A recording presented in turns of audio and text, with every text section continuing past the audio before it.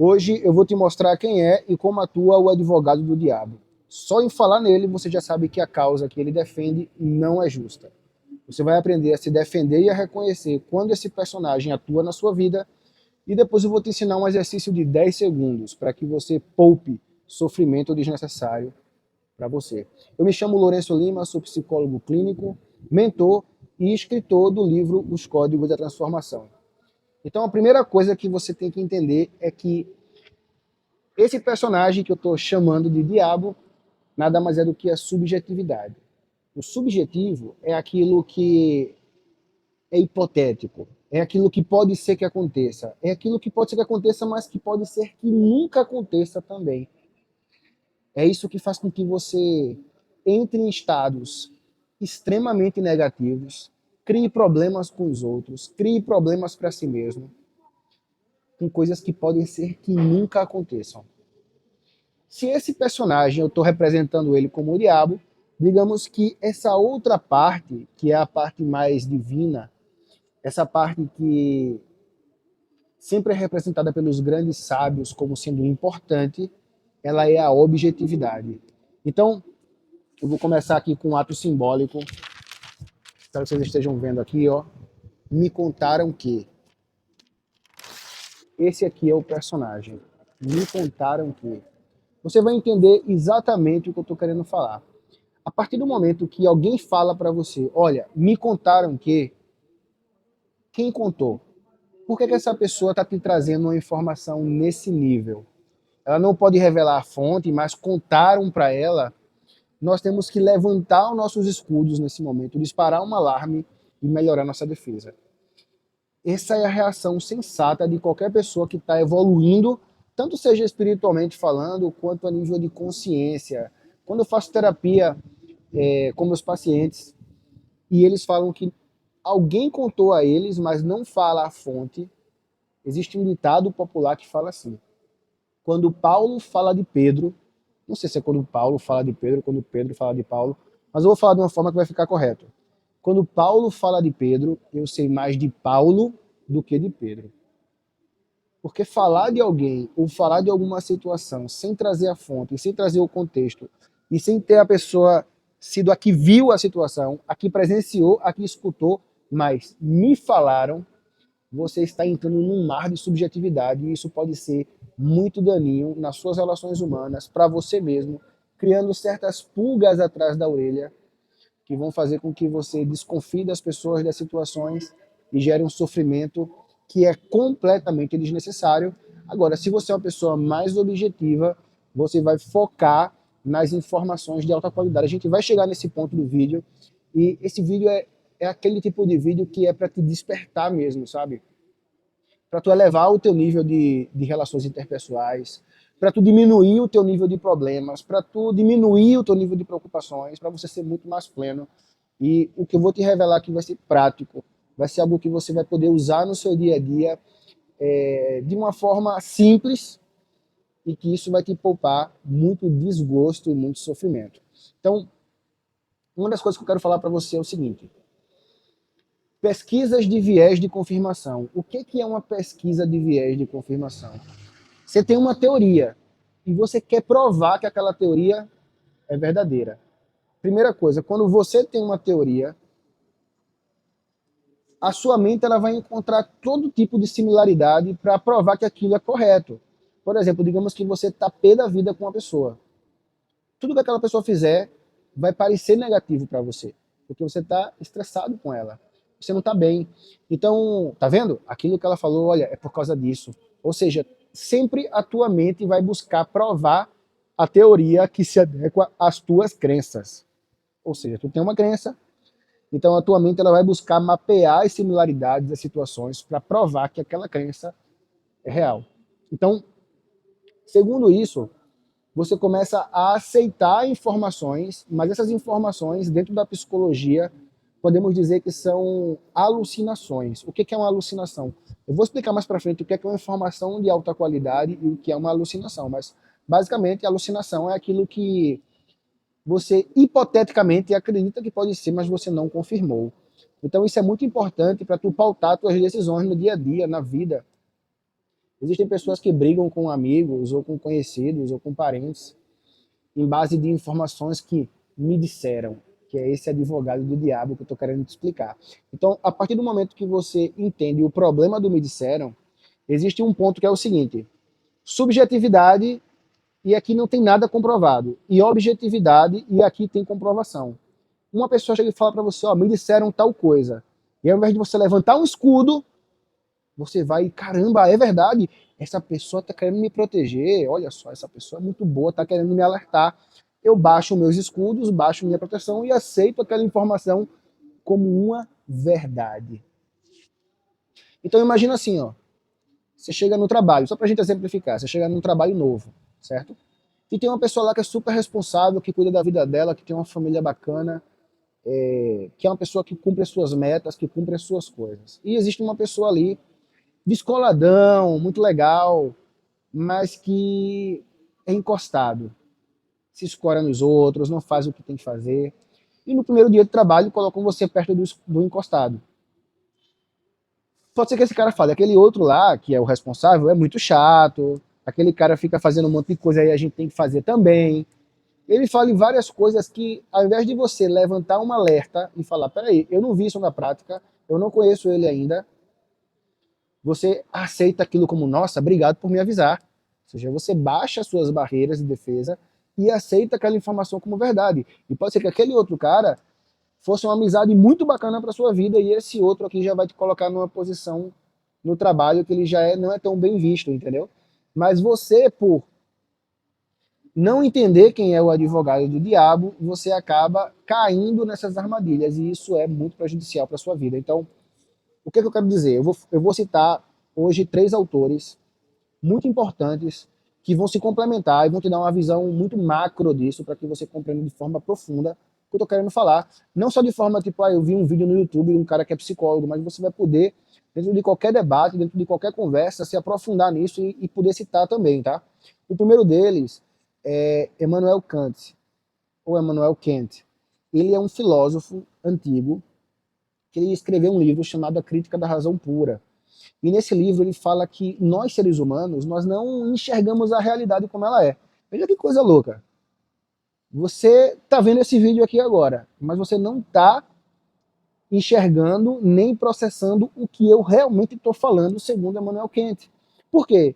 Porque você está interpretando, você possui filtros que interpretam essas informações, beleza?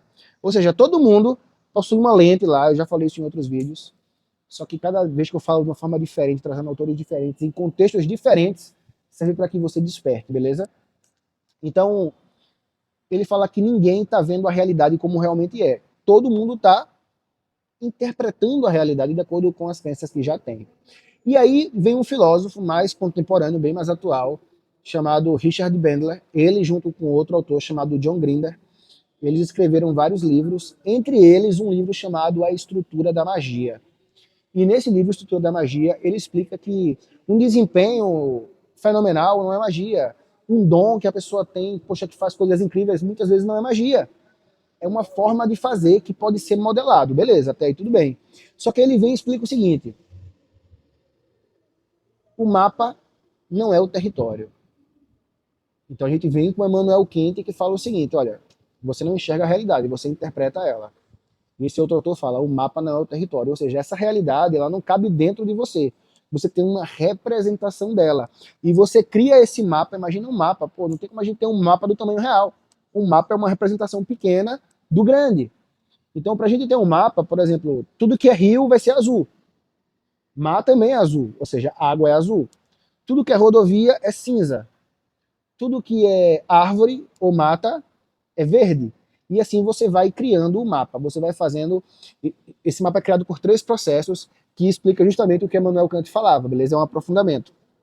Então ele fala que existem as generalizações, ou seja, você generaliza tudo que é verde é planta, ou seja, você está vivendo uma experiência e falar e tal coisa não é boa, generalizou. Isso sempre é assim, isso nunca é assim. Você está generalizando. Então a gente passa por experiências na vida, às vezes você, sei lá, vai dar uma palestra, ou você vai falar com a garota, ou você vai fazer alguma prova, e quando você não vai bem, você pensa, eu não sou bom nisso, você generalizou. Você teve uma experiência que você não foi bom, porque talvez você não se preparou bem, ou porque talvez foi uma situação que não te levou a ter esse grande sucesso que você queria, e você fala, eu não sou bom nisso. Por outro lado, se você tem uma experiência muito positiva, muito bacana, você vai pensar, eu sou bom nisso. Você está generalizando. Outra coisa que a gente faz é a distorção. Distorção é você pegar a realidade e distorcer para mais ou para menos. Sei lá, uma pessoa passa por uma situação que para ela foi uma vergonha. E uma pessoa riu.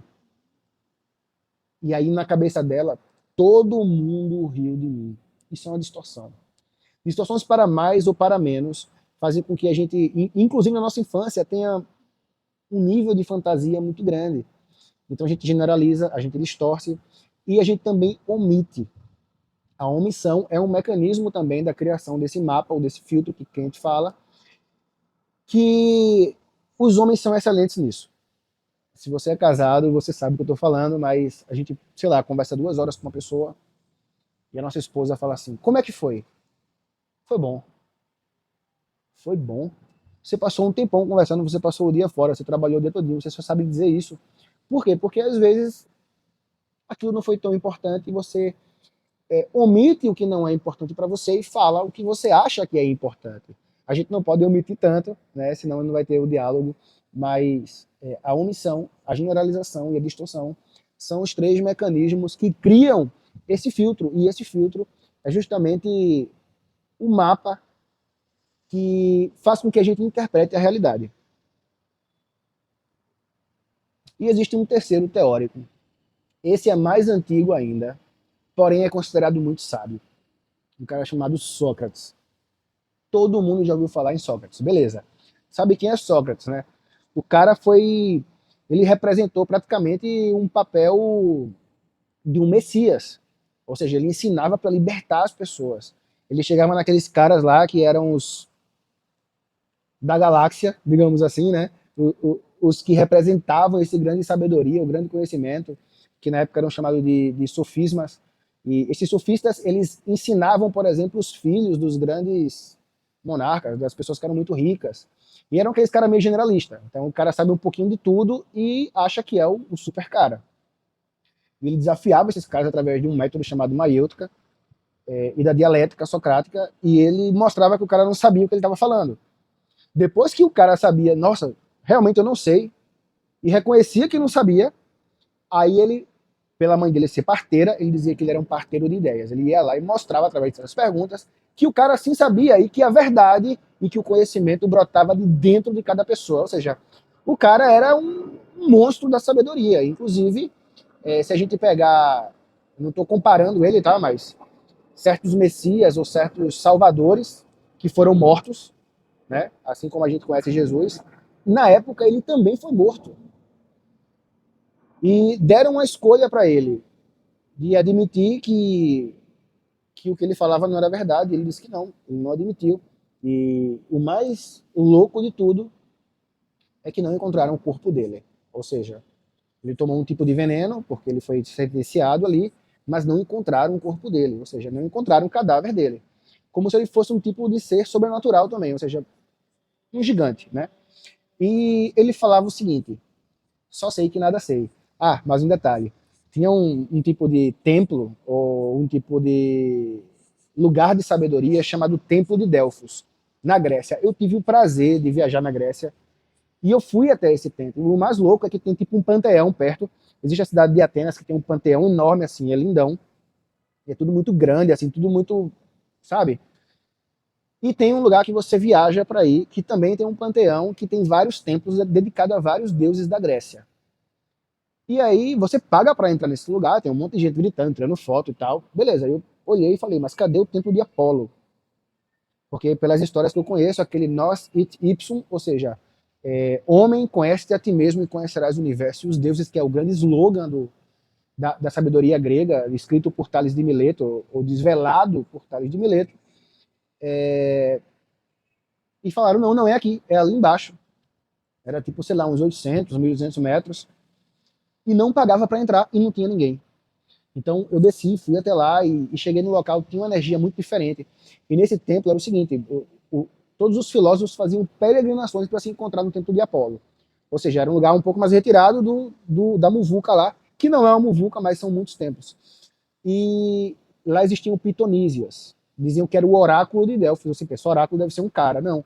O oráculo de Delfos eram mulheres que na época eram consideradas muito puras, virgens, e tinham o dom da visão. E quando Sócrates chega lá, elas olham para ele e falam, nossa, você é o mais sábio. E ele fala, só sei que nada sei. E aí você entende, peraí, só sei que nada sei, o cara é o mais sábio, o que ele está querendo dizer? Isso ele chama de redução gnosiológica ou redução fenomenológica. Ou seja, você se abster das crenças, dos conceitos e ver uma experiência como se fosse a primeira vez. Então, se você tivesse naquele primeiro exemplo que eu falei, chegado no trabalho, e alguém falou aquele cara é chato, você ia dizer redução gnosiológica. Eu vou conhecer aquele cara sem nenhum tipo de opinião e ver quem ele é e ver que fenômeno que brota entre a gente. Quando eu falo fenômeno, é o encontro de duas consciências, não é um fenômeno, uma química ou alguma coisa, mas quando você encontra um brother, parece que você não faz um amigo, você reencontra.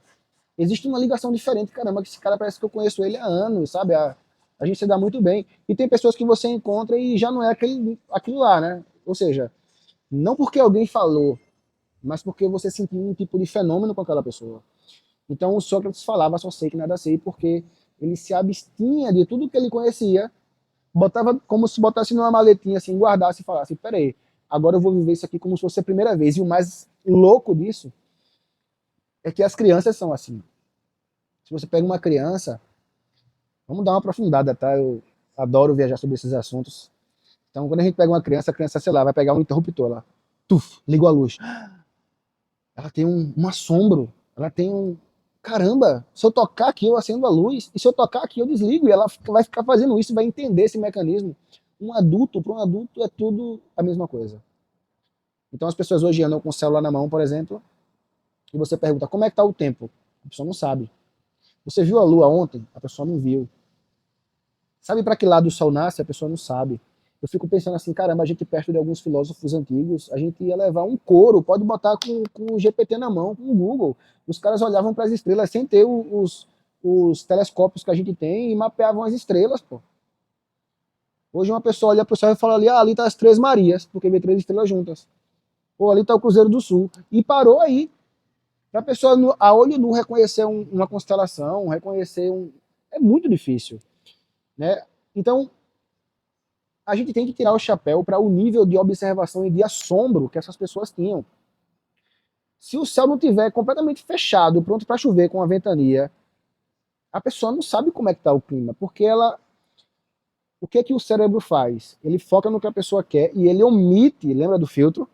Dos três filtros, omissão, generalização e distorção. Ele vai lá e omite um monte de informação para focar no que ele julga ser importante para você, que é o que você dá carga emocional. Tudo que você dá carga emocional é importante. Eu odeio essa música, vai virar chiclete na tua cabeça. Eu não gosto dessa pessoa, você vai lembrar dela sempre. Eu amo essa pessoa, você vai lembrar também. Ou seja, tudo que tem carga emocional vai te dar como um status de importância para o teu cérebro. Então, você entender esse mecanismo vai te ajudar a despertar em muitas áreas. Nós vamos chegar no lugar que eu quero. Quando você começa a entender que alguém chega para você e fala, me disseram, você tem que separar o que é realidade, o que é evidência e o que é significado para o outro. Então, Sócrates, ele dizia o seguinte, inclusive tem uma sabedoria dele, acho que é bem popular já, tá bem manjada, mas eu vou falar para vocês, vale a pena contar aqui, que diz a história que um discípulo chega para ele e fala, Sócrates, eu tenho um negócio para te contar. E ele quer dar uma lição nesse cara, que o cara é meio linguarudo, meio fofoqueiro, e ele fala o seguinte, beleza, o que você vai me falar é verdade? Aí o cara fala, não sei, me disseram, olha só, me disseram. Então o Sócrates pega lá o advogado do diabo, que ele está percebendo lá, e fala, te disseram, beleza. O que você vai falar é bom? E o cara, pode ser bom para um, mas pode ser ruim para o outro. Ah, tá, então não é bom. E o que você vai falar é útil para mim? Ah, para você eu não sei. Ah, se você vai falar uma coisa que não sabe se é verdade, se não é bom ou se não é útil, é melhor você não falar. Ou seja, ele ensina o discípulo dele a não compactuar com esse advogado que eu estou explicando para você. Então, Quando você começa a separar, você começa a pensar na sua liberdade cognitiva. Ou seja, eu não vou ser refém de uma hipótese, de uma teoria que eu não posso comprovar. E a partir daí você começa a pensar, e se o advogado estiver dentro? Porque eu estou falando do advogado, alguém chegando, mas às vezes você tem uma narrativa na sua cabeça, cara. Você tem que acordar para isso. Às vezes você está aqui e você compactou com esse advogado. É como se. Imagina assim, ó. Se tem uma voz na tua cabeça e você escuta, tu é a voz ou tu é quem escuta. Então, às vezes, tu tá aqui, ó, e vem o advogado e fala assim: isso aí que aquela pessoa tá fazendo é por causa daquilo, só pode ser por causa daquilo. O que é isso? Uma alucinação. Não, ele está fazendo isso com certeza porque ele ficou sabendo sobre tal coisa. Ou seja, tu tá criando hipóteses. Então, existe uma diferença entre informação de alta qualidade, a gente chegou num ponto importante, e alucinação. Informação de alta qualidade é assim, cara, tu tá fazendo isso aí por causa daquilo, é? Aí tu vai ter a fonte falando para você, não, pô, tô fazendo isso por causa disso. Ah, entendi. Ou seja, tu pode pegar um monte de coisas que criariam problemas e ter uma informação de alta qualidade. Certa vez, um grande sábio que eu conheci, infelizmente ele não está mais vivo, ele disse o seguinte, a... como é que ele falou? Ele falou o seguinte, que a falta de informação, não é falta de informação, mas é a falta de comunicação, peguei, lembrei, a falta de comunicação é um câncer.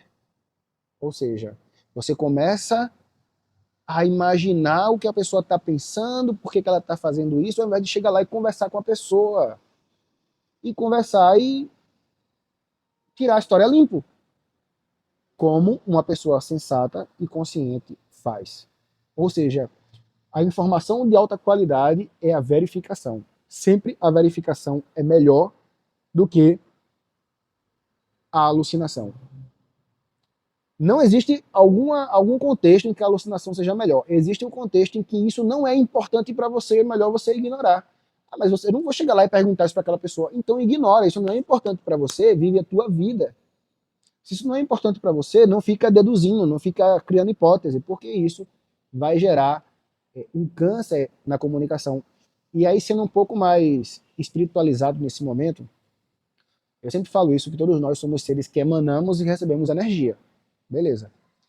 Então, quando tu começa a falar mal de uma pessoa, o teu verbo cristaliza certas coisas, tá? Existe até um estudo de um cara chamado Masaru Emoto, que é a mensagem da água. Dá uma pesquisada aí no Google, é interessante pra caramba, é um japonês, que ele pegava águas de mananciais, águas tipo muito limpas, congelavam ela e botavam no microscópio, beleza, são iguais. Aí botavam uma galera falando bem da água, uma galera xingando a água, botavam uma música clássica, uma música tipo um metal que fala sobre ódio. E depois, quando ele ia no microscópio de novo, as que estavam do lado de cá ficavam deformadas, feias, amareladas, as que estavam do lado de cá ficavam mais bonitas. E nosso corpo, diga-se de passagem, é feito de 70% de água. Existem teorias que falam que é mais ainda. E se o teu verbo é capaz de deformar moléculas de água ou melhorar elas, o que tu fala cristaliza certas coisas. Então, quando tu começa a falar mal de uma pessoa, e tu chega para ela de novo, e tu encontra ela, existe uma barreira agora entre vocês. Não é mais aquele negócio, nossa, a gente é super amigo e tal. Não, tu fala mal da pessoa agora, entendeu? Então nunca mais vai ser a mesma coisa. Tu cristalizou isso. Então tem coisa que é melhor você ignorar. Beleza. Então, se você não cria essa narrativa, é ótimo para você. Se você não aceita esse personagem vindo de fora, melhor para você. E agora vem o exercício. Cara, são 10 segundos. É muito simples. Tu vai dizer, nossa, mas isso aí qualquer um sabe. Mas você faz isso conscientemente porque saber não adianta de nada. Aí eu sei tal coisa, tu usa? Se tu não usa, não adianta. Tu tem que, além de saber, utilizar. Isso diferencia uma pessoa ignorante, cheia de informação, e um sábio. Beleza? Então é muito simples. Você vai fazer um ritual de verificação. Sempre que alguém falar alguém para você, me falaram, me disseram, me contaram, etc. Ou dentro de você, você escutar uma voz e pensar, isso é por causa daquilo, e você não souber. É informação de alta qualidade? Não. É alucinação. Beleza. Faça duas perguntas simples. Como saber se isso é verdade? E qual é a fonte original disso? Só basta isso. Cara, tu já vai evitar tanto problema e tanto sofrimento na tua vida por esses 5, 10 segundos que você refletir. como saber se isso é verdade. Porque se eu não tiver como provar que é verdade, eu vou esquecer isso. Eu não posso levar em consideração uma coisa para a minha vida como uma verdade, como uma crença, a partir de agora, se eu não conseguir comprovar. Bom, eu espero que esse papo tenha sido muito massa para você. Para mim, foi incrível. Eu estou aqui, eu estou em outro país, eu estou voltando para o Brasil depois de uma viagem que para mim foi um rito de passagem. Existem muitos motivos para você viajar. Essa viagem para mim foi uma viagem mais voltada para o espiritual, para o autoconhecimento. E se você curtiu esse conteúdo e você está aqui até agora, então se inscreve aqui no meu canal e me segue também no Instagram. Eu sempre estou postando conteúdo lá. E juntos vamos despertar para uma vida muito melhor. Até o próximo vídeo.